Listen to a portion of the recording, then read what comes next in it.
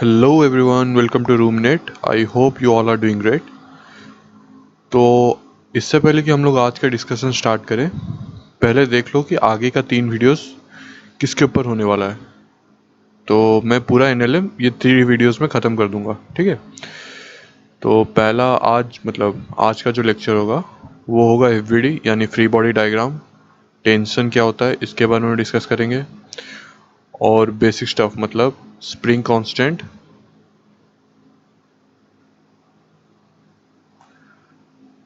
और वेज के ऊपर कोई ब्लॉक होगा तो उसके ऊपर हम लोग कैसे एनालाइज करेंगे कि फोर्स क्या लग रहा है, एक्सीलरेशन क्या हो रहा है, तो वो सब देखेंगे। और कुछ आपका मिसकंसेप्शन हटाने वाला है, ठीक है। तो आज का लेक्चर बहुत मज़ा आने वाला है, आगे वाला भी आएगा। तो नेक्स्ट लेक्चर क्या होगा, पुली कंस्ट्रेंट, जहाँ पर कि पुली के ऊपर जितने भी न्यूमेरिकल्स है आपको 2 टेक्निक बताऊंगा और उससे ही सारे सॉल्व हो जाएंगे। ऐसा कोई न्यूमेरिकल्स पुली के ऊपर होगा नहीं जो कि आपसे बनेगा नहीं, ठीक है। उसके बाद रोप विद मास न्यूमेरिकल्स, मतलब हम लोग यूजुअली मासलेस, एक सेकंड कलर चेंज कर लेते हैं। हम लोग जब डिस्कशन करते हैं कोई स्ट्रिंग अटैच है किसी बॉडी के ऊपर, तो वो यूजुअली होता है मासलेस। पर ये जो है यहाँ पे हम लोग मास को कंसिडर करने वाले हैं। अगर कोई स्ट्रिंग का मास होगा तो उसको रोप बोलेंगे। तो अगर कोई रोप का मास होगा तब उसके ऊपर मतलब वो कैसे बिहेव करेगा, ठीक है। तो उसके बारे में हम लोग देखेंगे। फिर जो तीसरा लेक्चर होगा वो होगा वेज कंस्ट्रेंट्स के ऊपर। तो वेज कंस्ट्रेंट मतलब सपोज कोई एक वेज है और उसके ऊपर कुछ बॉडी है। ये बेसिक आपका स्ट्रक्चर है वेज कंस्ट्रेंट का। इसमें कुछ पुली अटैच्ड होता है या फिर एक से ज़्यादा ब्लॉक होता है, तो वगैरह वगैरह वो सब जब ऐड हो जाते हैं उसको हम लोग एक कैटेगरी में डालते हैं जो कि वेज कंस्ट्रेंट होता है, ठीक है। उसके बाद हम लोग देखेंगे स्प्रिंग स्ट्रिंग कटिंग प्रॉब्लम्स, मतलब कुछ एक इस तरह से अरेंजमेंट होगा और यहाँ पे और एक ब्लॉक है, यहाँ पे स्ट्रिंग लगा है। हाँ, कुछ एक इस तरह से अरेंजमेंट होगा। तो यहाँ पर आइदर हम लोग स्ट्रिंग कट करेंगे या फिर स्प्रिंग कट करेंगे। तो जिस इंस्टेंस में हम लोग कट करेंगे उस इंस्टेंस में ये सिस्टम कैसे बिहेव करेगा, तो उसके बारे में हम लोग बात करने वाले हैं। तो ये आगे का लेक्चर प्लान है, ठीक है। तो चलो स्टार्ट करते हैं आज का डिस्कशन। इससे पहले कि हम लोग किसी के ऊपर डिस्कशन स्टार्ट करें, पहले देख लो कि वेक्टर रिजॉल्व कैसे करते हैं। ये कोई एक एक्सिस है एक्स वाई, ये कोई एक वेक्टर है v, ठीक है।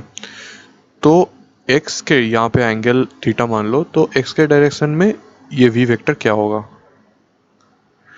इस x के डायरेक्शन में ये सपोज मान लो v डैश है, आई मीन vx है, ठीक है। और ये मान लो vy है। तो vx और vy in terms of v क्या होगा, हमको ये निकालना है। तो ये देखो, मान लो ये जो पॉइंट है y एक्सिस पे, इसको y नॉट मान लो, ठीक है। तो अगर इसको एक्सटेंड करेंगे तो ये लेंथ क्या हो गया, y नॉट। वैसे ही अगर इसको x नॉट मान लोगे तो ये लेंथ क्या हो गया, x नॉट। तो अभी cos थीटा क्या होगा, ये हाइपोटेन्यूस है, इसका वैल्यू पता ही होगा सबको, x nought square plus y nought square root over. तो cos थीटा क्या हो रहा है आपका, बेस अपॉन हाइपोटेन्यूस, मतलब root over of x nought square plus y nought square. वैसे ही साइन थीटा क्या होगा, perpendicular side upon hypotenuse, x nought square plus y nought square. समझ में आ गया। अब देखो, हम लोग को x एक्सिस में vx निकालना है, मतलब ये जो x नॉट है इसका वैल्यू निकालना है अगर हमको v पता है। तो v क्या है, इसका अगर मैग्नीट्यूड देखेंगे तो वो क्या होता है, root over of v x square plus v y square. समझ में आ गया। ये जो एक्स नॉट है ये एक्स एक्सिस आपका वी एक्स को रिप्रेजेंट कर रहा है और वाई एक्सिस वी वाई को। तो ये आपका वी एक्स का वैल्यू, वी वाई का वैल्यू, और ये वी एक्स का वैल्यू। तो वैसे ही ये हाइपोटेन्यूस साइड हो गया, तो इसका मतलब इसका मैग्नीट्यूड क्या हुआ, v x square plus v y square. अभी हमको वी एक्स निकालना है। तो वी एक्स देखो, ये कॉस थीटा है, ये इसके जगह हम लोग वी एक्स रख सकते हैं। तो यहाँ पर क्या मल्टीप्लाई करना पड़ेगा कि हमको वी एक्स मिल जाए, हाइपोटेन्यूस। तो इसीलिए v x is equal to v times, times मतलब मल्टीप्लाई, ये एक्स नहीं, ये इंटू साइन है, ठीक है, वी एक्स अपॉन वी। ये क्या है, कॉस थीटा।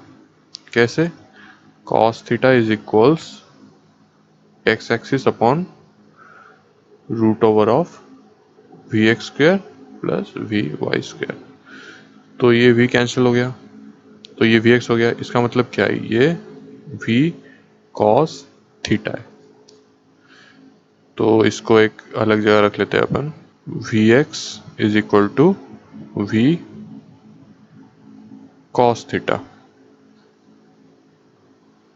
अब चलते हैं वी वाई की तरफ। तो ये जो वाई नॉट है, ये क्या है, वी वाई, और ये तो v है जैसे बताया था यहाँ पे,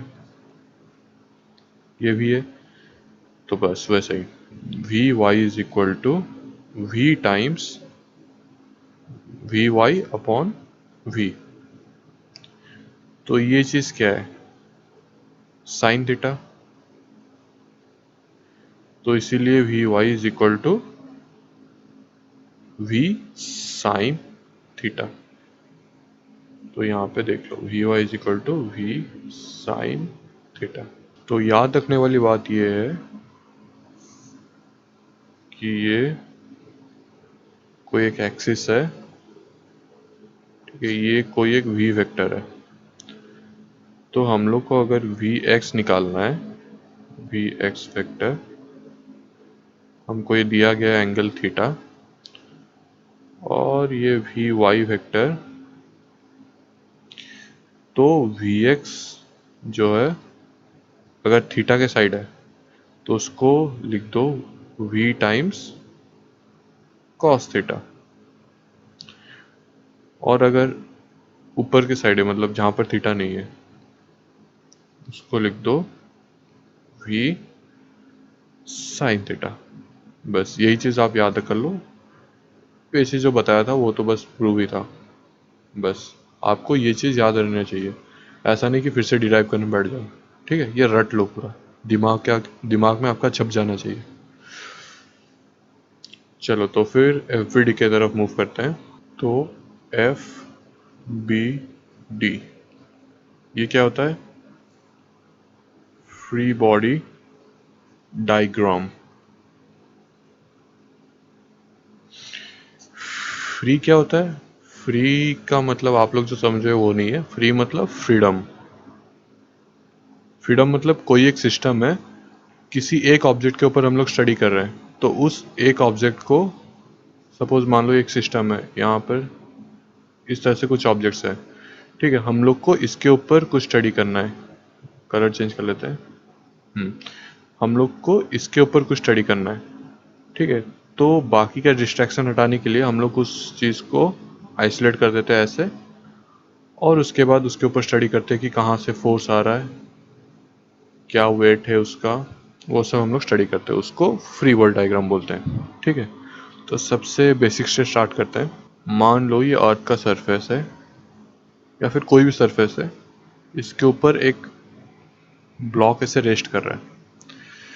तो इसके ऊपर कौन कौन से फोर्स एक्ट कर रहे हैं, उसके ऊपर पहला फोर्स जो दिख रहा है वो mg है। mg मतलब वेट। और ये जो वेट लग रहा है, पर फिर भी ये ब्लॉक क्या अर्थ की तरफ मूव नहीं कर रहा है, मतलब नीचे नहीं धंस रहा है। वो क्यों, क्योंकि इसके ऊपर एक नॉर्मल रिएक्शन आ रहा है जो कि अर्थ डाल रहा है। एन क्या है, नॉर्मल रिएक्शन। ये जो नॉर्मल रिएक्शन होता है ना, ये बहुत एडजस्टेबल फोर्स है। मतलब यहाँ पे अगर mg वेट लग रहा है तो नॉर्मल रिएक्शन mg ही डालेगा, ना ज़्यादा ना कम। मान लो कि यहाँ पे नॉर्मल रिएक्शन mg है और बहुत ज़्यादा फोर्स लगा दिया तो ये ब्लॉक क्या होगा, ऊपर उठ जाएगा। पर ऐसा होता है क्या? नहीं होता। तो इसका मतलब जो n होता है वो इस फोर्स के बराबर होता है। आगे दूसरे एग्जांपल्स लेंगे कि n कहाँ कहाँ लगता है, पर ये जान लो कि उसको नॉर्मल रिएक्शन बोलते हैं। अच्छा, उसका नाम नॉर्मल रिएक्शन क्यों है? क्योंकि ये जो फोर्स है ना, ये नॉर्मली लगता है। मतलब ये जो एंगल है ये 90 डिग्री है, राइट एंगल पे लगता है, इसलिए उसको नॉर्मल रिएक्शन बोलते हैं। ये देखो, ये आपका एक्सिस हो गया, तो ये एक्स एक्सिस के ऊपर कितना एंगल बना रहा है? 90 डिग्री। तो इसलिए इसको नॉर्मल रिएक्शन बोलते हैं। तो बस हॉरिजॉन्टल डायरेक्शन में कोई फोर्स लग ही नहीं रहा है इस ब्लॉक के ऊपर, तो इस ब्लॉक का एफ बनाओगे तो यूं ऐसे एक पॉइंट कंसिडर करोगे इस ब्लॉक को, इस पॉइंट पे वेट एक्ट कर रहा है और इसी पॉइंट पे नॉर्मल रिएक्शन एक्ट कर रहा है अर्थ की तरफ से। बस ये होता है एफ। पर मैं ये रिकमेंड नहीं करूँगा कि ऐसे पॉइंट बना के करो, ऐसे ब्लॉक के साथ करोगे तो ज़्यादा फील आता है। मैं ऐसे ही रिकमेंड करूँगा, देख लो अपने कंफर्टेबल के हिसाब से, कंफर्ट जोन के हिसाब से आप काम करो, ठीक है। अभी दूसरा एग्जांपल लो। वही एक सरफेस है, यहाँ पर ये एक ब्लॉक है, उसके बाद एक दूसरा ब्लॉक और ये तीसरा ब्लॉक, ठीक है। तो इसको नेम कर लेते हैं हम लोग। ये 1 है, 2 है, 3 है। तो बस चलो एनालाइज करना स्टार्ट करते हैं। ये जो ब्लॉक 3 है इसको आइसोलेट करते हैं पहले।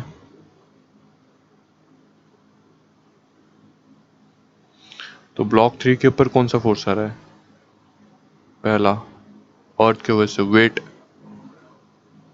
जो खींच रहा है, और अर्थ का जो सरफेस है वो उसको एन से ढकेल रहा होगा, तभी तो बैलेंस्ड है ये। बस इतना ही फोर्स आ रहा है? नहीं, ये जो ऊपर दोनों ब्लॉक है ना वो भी तो फोर्स डाल रहे होंगे।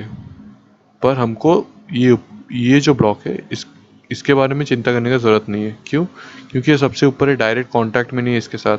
तो हम लोग बस देखेंगे कि जो डायरेक्ट कांटेक्ट में है वो क्या फोर्स डाल रहा है। मान लो ये 2 kg की वजह से, ये जो 2 kg है ना, इसके वजह से 2 kg तो नहीं, ये जो ब्लॉक 2 है इसके वजह से यहाँ पर कुछ फोर्स लग रहा है जिसको कि हम लोग एन बोलते हैं। एन तो नहीं, N1 बोल दो, इसको NE कर दो क्योंकि ये अर्थ की वजह से लग रहा है। N1 ये 2 kg की वजह से लग रहा है। तो बस यही है कि ये जो ब्लॉक 3 है, ये ब्लॉक नंबर 3 है, यहाँ पे वेट लग रहा है, एक नॉर्मल फोर्स लग रहा है 2 के वजह से, ब्लॉक 2 के वजह से, 1 के वजह से नहीं। ब्लॉक 2 जो है वो N1 फोर्स लगा रहा है इसके ऊपर। हाँ, इनडायरेक्टली 1 भी लगा रहा है, पर हम लोग डायरेक्ट वाला देखेंगे, जो डायरेक्ट कांटेक्ट में है उसी को देखेंगे। तो N1 लग गया, और जो अर्थ है वो इसके ऊपर NE लगा रहा है। बस ये हो गया आपका ब्लॉक 3 का एनालिसिस। अब देखते हैं हम लोग ब्लॉक 2 को। ये ब्लॉक 2 हो गया, यहाँ पर ये लग गया ब्लॉक 2 का वेट M2G, इसको हम लोग M1G बोल देते हैं। ये M2G लग गया वेट, और उसके बाद इसके साथ कांटेक्ट में कौन है? 3 kg है, मतलब M3 है और M1 दोनों है। तो ब्लॉक 1 की वजह से मान लो इसके ऊपर कुछ एक नॉर्मल रिएक्शन लग रहा है N2, और ये जो ब्लॉक 3 है जैसे कि हमने देखा यहाँ पे, ये वाला जो N1 है, मतलब जो ब्लॉक 2 है इसके ऊपर N1 लगा रहा है। तो जो ब्लॉक 3 होगा उसके ऊपर कितना फोर्स लगाएगा? वही N1। तो इसके ऊपर N1 फोर्स लगा ब्लॉक 3 की वजह से। बस ये 2 kg का बन गया FBD डायग्राम। अब हम लोग एनालिसिस करते हैं ब्लॉक 1 के बारे में। ये मान लो ये ब्लॉक 1 हो गया, तो ये जो ब्लॉक 1 है इसके ऊपर वेट लग रहा होगा M1G। अरे यार, इसको M3 कर लो, ठीक है, क्योंकि ये ब्लॉक 3 है ना। तो ये M1G हो गया। फिर ये जो ब्लॉक 1 है वो किसके साथ कांटेक्ट में, डायरेक्ट कांटेक्ट में 2 के साथ, और 2 के ऊपर ये ब्लॉक 1 कितना फोर्स लगा रहा था, ये कलर चेंज कर लेते हैं। 2 के ऊपर ये ब्लॉक 1 कितना फोर्स लगा रहा था, N2। तो ब्लॉक 2 N1 मतलब M1 के ऊपर कितना फोर्स लगेगा, N2। बस यही है, ये बन गया तीनों ब्लॉक का FBD डायग्राम। अब हम लोग इक्वेशन लिखना भी सीख लेते हैं ताकि साइड बाय साइड अपना काम हो जाए। पहला ब्लॉक 3 का लिख लेते हैं। ये देख लो, ये जो कंडीशन है ना, ये ब्लॉक सिस्टम का, ये इक्विलिब्रियम कंडीशन है। इक्विलिब्रियम मतलब इसमें कोई हरकत नहीं हो रहा है, ये एक कांस्टेंट स्टेट है। मतलब ये इसको बोलते हैं ये रेस्ट में है, ठीक है, ना ही कोई भी ब्लॉक मूव नहीं कर रहा है, कोई भी हरकत नहीं है इसमें, तो इसीलिए वो इक्विलिब्रियम स्टेट में है, बैलेंस्ड है, कोई एक्सीलरेशन नहीं है, ना ही कोई नेट अनबैलेंस्ड फोर्स है। तो इक्वेशन लिखना स्टार्ट करते हैं। पहले ब्लॉक 3 का, अगर हम लोग देखेंगे हॉरिजॉन्टल डायरेक्शन में F net equal to 0, F net के कुछ भी फोर्स नहीं लग रहा है तो एफ नेट इक्वल टू 0। तो हम लोग खाली वर्टिकल डायरेक्शन में देखेंगे। वर्टिकल डायरेक्शन में क्या क्या फोर्स लग रहा है, एन ई अपवर्ड लग रहा है, एम जी M3G डाउनवर्ड लग रहा है, और N1 कौन से डायरेक्शन में, डाउनवर्ड। तो हम लोग एक कन्वेंशन मानते हैं साइन का, जो अपवर्ड होता है उसको पॉजिटिव ले लो, और जो डाउनवर्ड होता है उसको नेगेटिव। ये जो अपवर्ड है पॉजिटिव, डाउनवर्ड नेगेटिव। तो इक्वेशन अभी लिखेंगे, एन ई सिंबल क्या होगा, पॉजिटिव, प्लस M3G सिंबल क्या होगा, नेगेटिव, क्यों, क्योंकि डाउनवर्ड है, प्लस नीचे लिख लेते हैं N1 सिंबल क्या होगा, नेगेटिव, क्योंकि डाउनवर्ड है, इक्वल्स 0। अच्छा, ये 0 क्यों हुआ, क्योंकि कोई भी अनबैलेंस्ड फोर्स नहीं लग रहा है, ठीक है, तो इसलिए 0 हो गया। बस यही है इक्वेशन। इसको अगर हम लोग सिंप्लीफाई करके लिखे, N E equals M3G plus N1, ठीक है। तो ये हो गया इक्वेशन 1 ब्लॉक 3 की तरफ से। अब देखते हैं ब्लॉक 2 की कहानी। ब्लॉक 2 में कौन कौन सा फोर्स लग रहा है, N1 upward direction, M2G downward direction, N2 downward direction. तो इक्वेशन क्या हुआ, N1 positive minus M2G minus N2 that is equal to 0। ये हो गया आपका सेकेंड इक्वेशन। अभी देखते हैं थर्ड वाले क्या, मतलब ब्लॉक 1।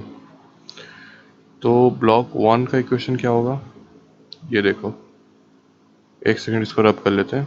तो ब्लॉक 1 का इक्वेशन क्या होगा, N2 अपवर्ड M1G डाउनवर्ड। तो बस वैसे ही N2 माइनस M1G इक्वल्स 0। ये हो गया आपका इक्वेशन 3। बस आपका 3 इक्वेशन हो गया। अभी जिस हिसाब से क्वेश्चन दिया रहेगा हम लोग ये तीनों को सॉल्व करेंगे, खत्म। ये आपने सीख लिया FBD बनाना, ठीक है। अब देखो ये वेज को कंसिडर करो, ठीक है। ये एक फिक्स्ड वेज है, मतलब ये ज़मीन पे सटा हुआ है, मूव नहीं कर पा रहा है ये, ठीक है। अभी हम लोग को स्टडी करना है इस छोटे से ब्लॉक को, जिसका कि मान लो M है। तो उसका FBD बनाते हैं। ये MG डाउनवर्ड लग गया, और ये देखो यहाँ पर ये इस वेज के साथ, कलर चेंज कर लेते हैं, यहाँ पे ये वेज के साथ ये ऐसे कांटेक्ट में है इस डायरेक्शन में। तो नॉर्मल मतलब क्या, इसके परपेंडिकुलर, तो नॉर्मल लगेगा इस डायरेक्शन में, तो इसीलिए यहाँ पे नॉर्मल जो लगेगा वो इस डायरेक्शन में लगेगा। ये हो गया आपका नॉर्मल। ठीक है, तो ये डायरेक्शन में देख लो थीटा क्या है। ये हो गया आपका एक्सिस एक्स वाई, ये पैरेलल टू एक्स है। मान लो इसको एक्स डैश ले लो, तो x is parallel to x dash. तो ये जो थीटा है, ये एंगल क्या होगा? थीटा। क्यों? Vertically opposite. क्लास टेंथ में, हाँ क्लास टेंथ में ही पढ़ा होगा आपने। तो इसीलिए ये जो एंगल है ये क्या है? 90 डिग्री। तो इसका मतलब ये एंगल क्या हुआ? 90 माइनस थीटा। तो ये जो n और हॉरिजॉन्टल है ना, इसके अंदर एंगल क्या है? ये 90 माइनस थीटा, 90 डिग्री। बस। तो इस ब्लॉक के ऊपर इतना ही फोर्स लग रहा है। अभी ये जो फोर्स है ना, इसको स्टडी करना बहुत मुश्किल है। क्यों? क्योंकि ये सीधे डायरेक्शन में लग रहा है और ये इस डायरेक्शन में लग रहा है। तो इसको सिंपल बनाने के लिए हम लोग क्या करेंगे, ये एक्सिस को थोड़ा रोटेट कर देंगे। ये रोटेट करने के बाद ये बन गया आपका एक्स एक्सिस, और ये बन गया आपका वाई एक्सिस। तो हमको ये निकालना है ये थीटा क्या है। ठीक है, ये थीटा क्या है? थीटा तो नहीं, मान लो कुछ और नाम ले देते हैं, अल्फा ले लो। ये अल्फा क्या है? ये देखो, इस डायग्राम पे देखो, ये हो गया आपका वाई एक्सिस, इस वेज के अलॉन्ग हो गया एक्स वाई। तो ये थीटा हुआ, ये हो गया एम जी। ठीक है, तो ये एक ट्रायंगल बन गया। ये देखो, ये एक ट्रायंगल है। तो ये एंगल कितना होगा? ये 90 डिग्री हो गया। दिख रहा है ना सबको? बस। तो ये एंगल हो गया थीटा। तो सम ऑफ थ्री एंगल्स एक ट्रायंगल में कितना होता है? 180 डिग्री।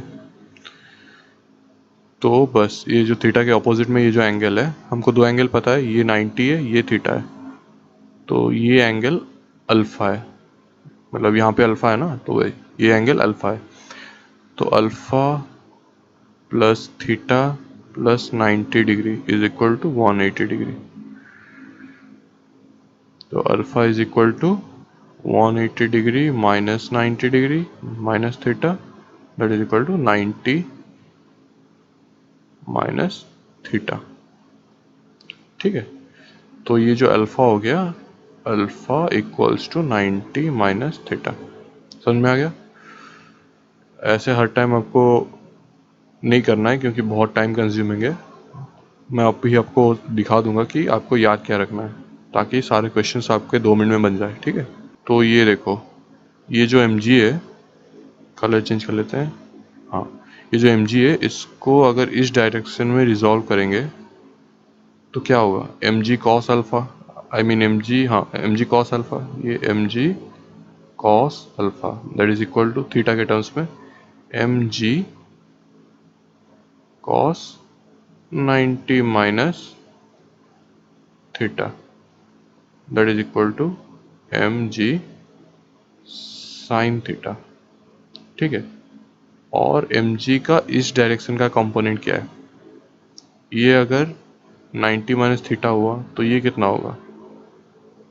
थीटा। तो एम जी का इस डायरेक्शन में कंपोनेंट क्या है? M g cos theta. समझ में आ गया? तो याद रखने वाली बात यह है कि ये मान लो आपका ब्लॉक है।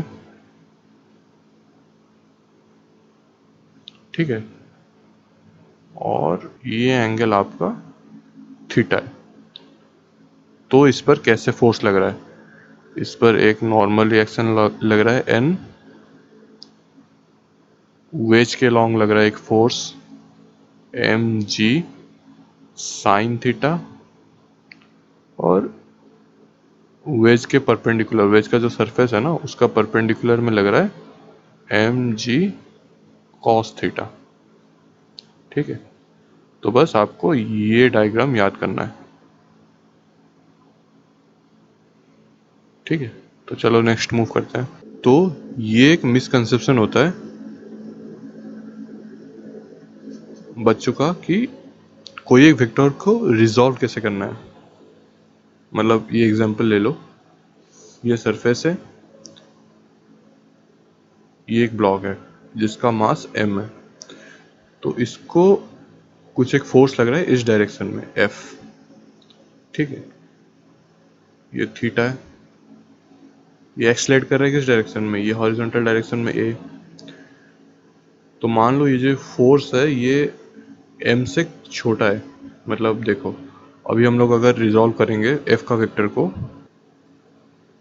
इस डायरेक्शन में F का वेक्टर क्या होगा, F साइन थीटा, और इस डायरेक्शन में क्या होगा, F कॉस थीटा। मान लो कि mg, यहाँ पे वेट लग रहा है ना mg, mg is greater than f sign theta, तो इसका आई मीन वर्टिकल डायरेक्शन में कोई मूवमेंट होगा नहीं। क्यों? क्योंकि ये इस ब्लॉक को लिफ्ट नहीं कर पाएगा।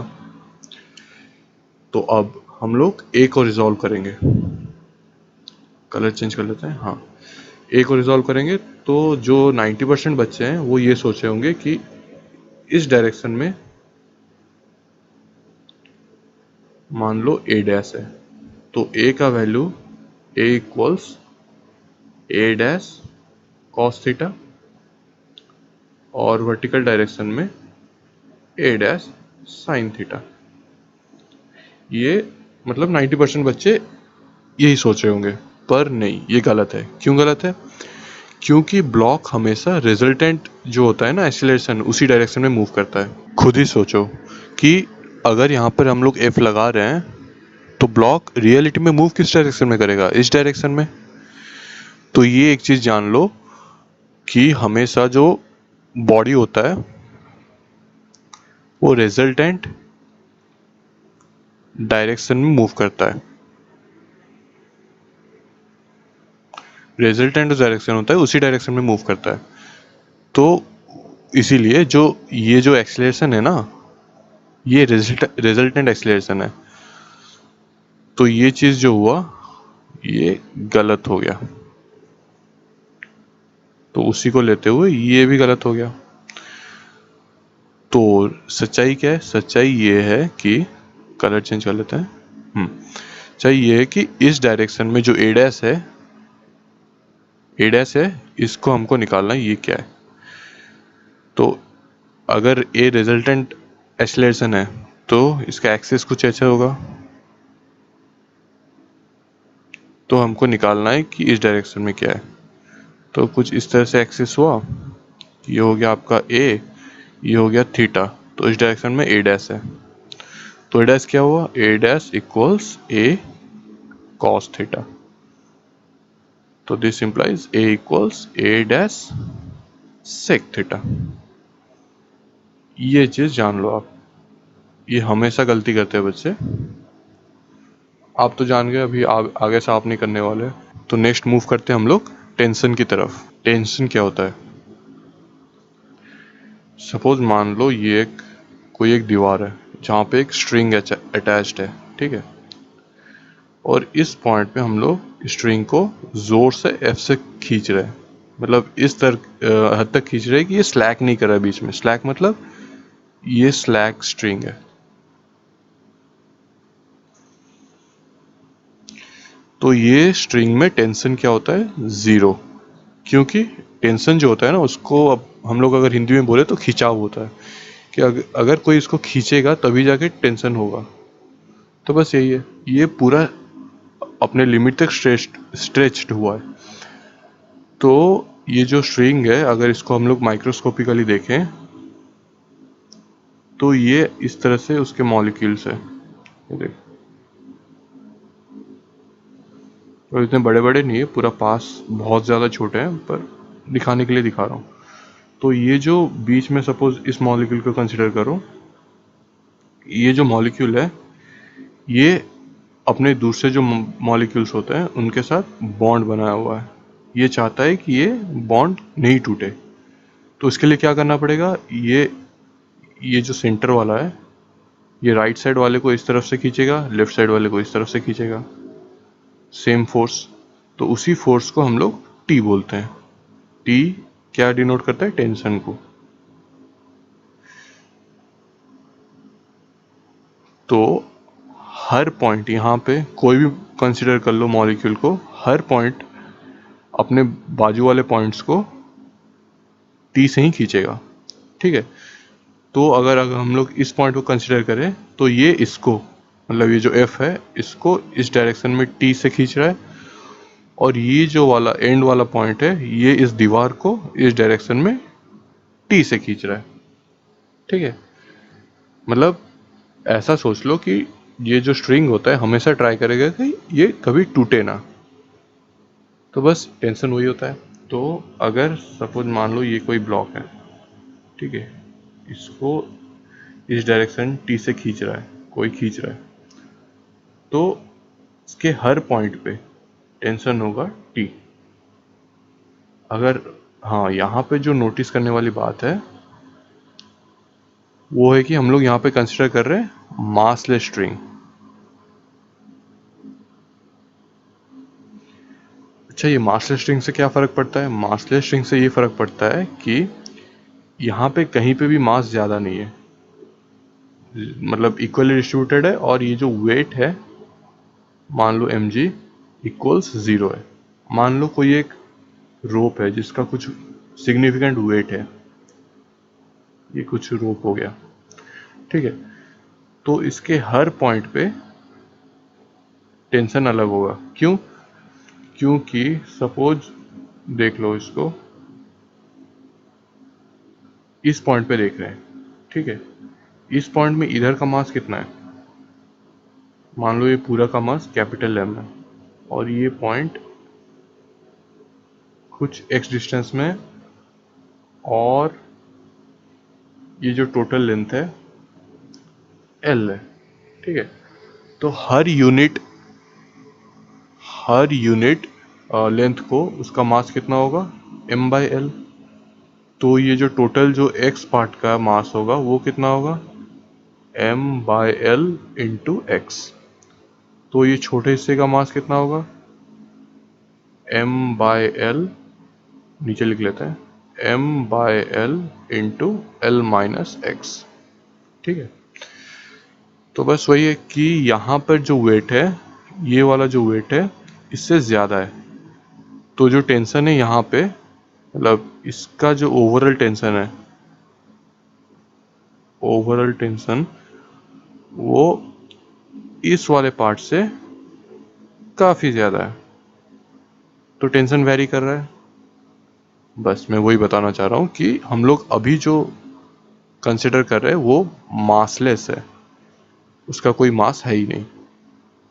बाद में न्यूमेरिकल्स करेंगे जिसमें कि रोप का मास होगा, पर अभी के लिए सारे स्ट्रिंग्स का मान लो वो मासलेस है। Now let's discuss about spring. Spring सबको पता होगा, ये ऐसे, ये जो चीज़ होता है इसको स्प्रिंग बोलते हैं, ठीक है। तो मान लो ये स्प्रिंग इस पॉइंट पे अटैच्ड है, मतलब अटैच्ड, और इसको हम लोग कुछ एक फोर्स F में खींच रहे हैं, ठीक है। अब ये स्प्रिंग कैसे बिहेव करेगा, तो जब खुद ही सोचो, इमेजिन करो कि यहाँ पर कोई स्प्रिंग है, आप इसको अपने हाथों से दोनों तरफ से खींच रहे हो, क्या आप इसको सीधा कर पाओगे? नहीं। क्यों नहीं कर पाओगे? ये क्योंकि ये स्ट्रिंग आपको इस डायरेक्शन में वापस खींच रहा होगा दोनों हाथों को। तो वो वही मतलब होता है, उसको बोलते हैं हम लोग स्प्रिंग फोर्स। तो स्प्रिंग जो होता है वो हमेशा अपना नेचुरल लेंथ में रहने का ट्राई करते हैं। मान लो इसका लेंथ ओरिजिनली L था, L, ये होता है नेचुरल लेंथ, और हम लोग जब फोर्स लगाए तो मान लो ये कुछ एक x, मतलब x यूनिट्स लेंथ में राइट साइड शिफ्ट किया, शिफ्ट तो नहीं किया, स्ट्रेच्ड हुआ। जब हम लोग इसको स्ट्रेच किए तो ये जो स्प्रिंग है ये वापस इसको इस डायरेक्शन में कुछ फोर्स लगाएगा, मान लो Fs, तो वो इस पॉइंट पे भी लगाएगा Fs। क्यों? क्योंकि दोनों डायरेक्शन में फोर्स लग रहा है और वो अपना नेचुरल लेंथ को रिटेन करने का ट्राई कर रहा है। तो देखो जहाँ जैसे कि यहाँ पर हुआ, इस डायरेक्शन में कुछ फोर्स लगा, इस डायरेक्शन में कुछ फोर्स लगा। क्यों लगा? क्योंकि वो चाहता है कि मैं हमेशा अपने नेचुरल लेंथ में रहूँ। तो इसलिए ये फोर्स जो होता है इसको हम लोग बोलते हैं स्प्रिंग फोर्स। ये होता है इंटरनल फोर्स। इंटरनल फोर्स क्यों? क्योंकि ये स्प्रिंग के अंदर से आता है, मतलब स्प्रिंग चाहता है कि मैं नेचुरल लेंथ में रहूँ। ठीक है, कोई बाहर से कुछ ऐसा होता नहीं है कोई फोर्स, और अंदर से मतलब ट्राई करता है कि मैं नेचुरल लेंथ पर रहूँ। ये तो आपने देखा एक एलोंगेशन का केस, ये जो है इलोंगेशन होता है। तो इमेजिन करो कि कोई एक स्प्रिंग है, आप अपने दोनों हाथों से इसको इस डायरेक्शन में कंप्रेस कर रहे हो। तो स्प्रिंग क्या ट्राई करेगा? आपको वापस इस तरफ फोर्स लगाएगा, ऑपोजिट डायरेक्शन में दोनों हाथों को। क्यों? क्योंकि वही रीजन है, वो अपना नेचुरल लेंथ ट्राई कर रहा है रिटेन करने के लिए। तो मान लो ये कोई स्प्रिंग है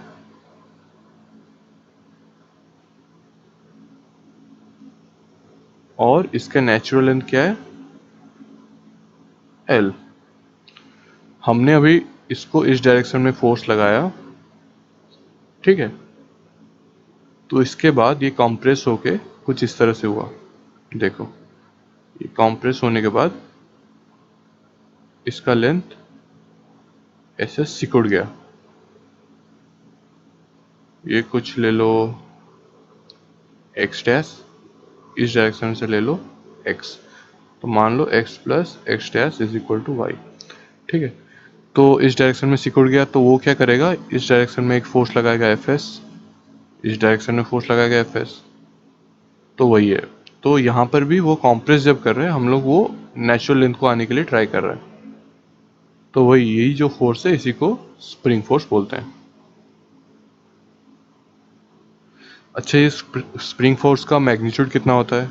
डायरेक्शन तो पता चल गया कि अप्लाइड फोर्स के ऑपोजिट डायरेक्शन में होता है। मैग्नीट्यूड कितना होता है? तो मैग्नीट्यूड के लिए देख लो, ये मान लो ये कोई स्प्रिंग है, यहाँ पे एक वॉल पे अटैच्ड है, तो ये इस पॉइंट से कोई इसको खींचा F फोर्स से। ये हो गया आपका नेचुरल लेंथ और ये हो गया एलोंगेशन लेंथ। ठीक है, तो ये जो फोर्स लगाएगा इधर Fs, वो कितना है? तो एक टर्म होता है क्या? K, that is equal to spring constant.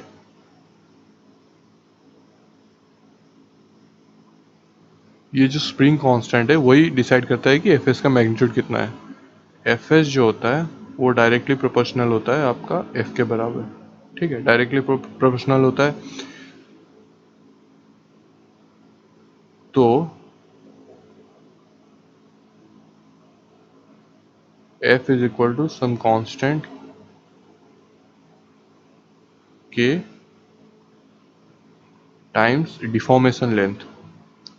ये जो है डिफॉर्मेशन लेंथ। अच्छा, ये डिफॉर्मेशन मतलब क्या होता है? डिफॉर्मेशन बोथ होता है, मतलब दोनों होता है, एलोंगेशन और कंप्रेशन, ये दोनों को डिफॉर्मेशन बोला जाता है। तो देख लो ये एक केस, यहाँ पर ये जो स्प्रिंग है ये कंप्रेस्ड है, इसका नेचुरल लेंथ क्या है?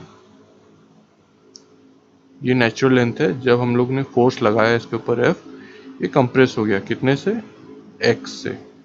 तो उसका मैग्नीट्यूड कितना होगा जो Fs इस डायरेक्शन में लगाएगा? Fs कितना होगा? Kx होगा, अगर इसका स्प्रिंग कांस्टेंट आपको दिया होगा K। ये दिया हुआ रहता है, ठीक है। आपको ये जो स्प्रिंग कांस्टेंट है ये क्वेश्चन में दिया हुआ रहता है। तो बस अगर वेक्टोरिकली रिप्रेजेंट करें इसको तो एफ एस जो होता है वो नेगेटिव ऑफ अप्लाइड फोर्स होता है। मैग्नीट्यूड जो होता है उसका एफ एस का वो बराबर होता है एफ के जो अप्लाइड फोर्स होता है। बस यही चीज़ आपको ध्यान रखना है। आगे इसके ऊपर हम लोग न्यूमेरिकल्स करेंगे, पर अभी के लिए इतना ध्यान रख लो और क्या। अभी हम लोग एक स्पेशल टाइप का न्यूमेरिकल देखने वाले, ब्लॉक न्यूमेरिकल, ब्लॉक प्रॉब्लम।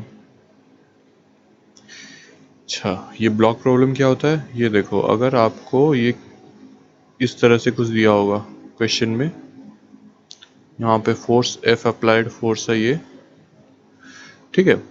आपको निकालना है normal reaction between two blocks. ये मान लो ब्लॉक 1 है, ये ब्लॉक 2 है।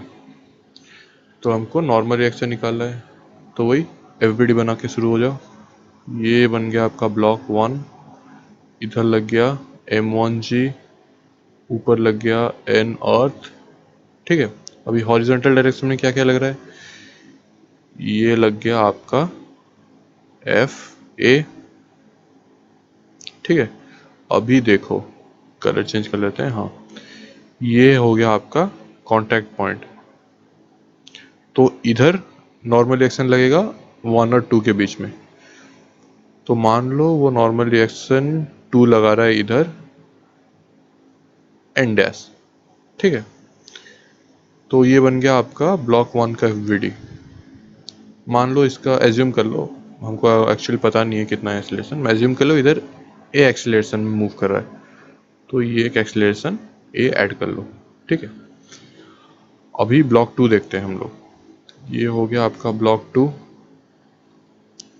तो ब्लॉक 2 का डायरेक्ट कांटेक्ट में कौन सा फोर्स है, ये जो नॉर्मल रिएक्शन 1 डाल रहा है, तो इधर हो गया N डैश, फिर इसका वेट M2G, और इसका अर्थ का नॉर्मल रिएक्शन NE डैश। इधर एक्सीलरेट भी कर रहा है ए में। अच्छा, ये कॉमन सेंस की बात है, अगर इधर एक फोर्स लग रहा है, ठीक है, इसके वजह से अगर ब्लॉक 1 है वो ए एक्सीलरेशन में मूव कर रहा है, तो जाहिर सी बात है ब्लॉक 2 है वो भी ए एक्सीलरेशन में ही मूव करेगा, ठीक है। इसमें कोई दोहराए वाली बात नहीं है। तो ये चीज़ मतलब पता ही होगा सबको, ऑब्वियस सी बात है। तो अभी हम लोग लिखते हैं इक्वेशन।